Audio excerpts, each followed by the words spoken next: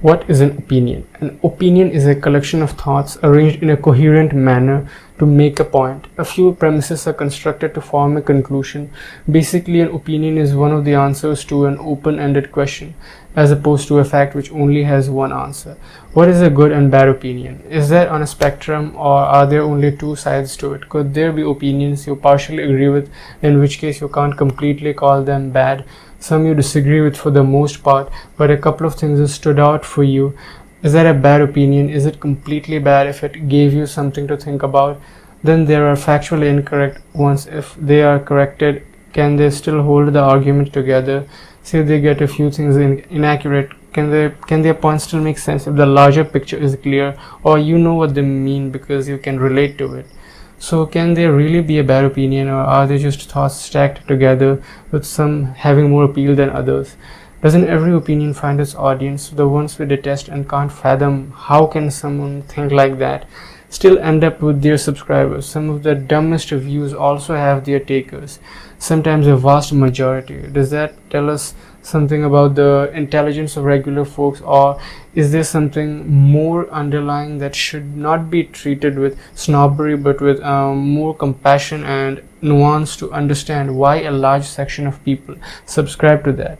What are the cases they are putting forward? Can we see where they are coming from, or do we just want to neglect it since it doesn't align with our view? Can we really put ourselves in the shoes of others, or maybe those are only dumb to us and hold meaning for others? Having said that, some opinions are outright garbage owing to sheer ignorance, factual inaccuracy, logical fallacies, etc.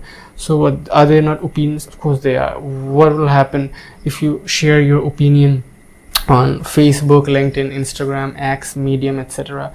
Some will agree and like, some will disagree and dislike, some will hate, some will be enraged and abuse, some will troll and mock, some will correct you, someone will dismantle your take, someone will spot logical fallacies and prove how it falls flat. When you take this into consideration, you will learn something new.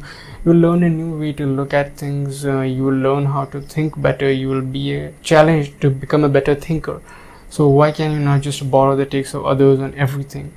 We do borrow the takes of others all the time. We share the views of others, but when you outsource your thinking to someone else all the time, you handicap yourself, as you have shut down your own thinking and are just waiting for your master to tell you what to think and what to feel or believe about a particular thing. If that's okay with you, go ahead.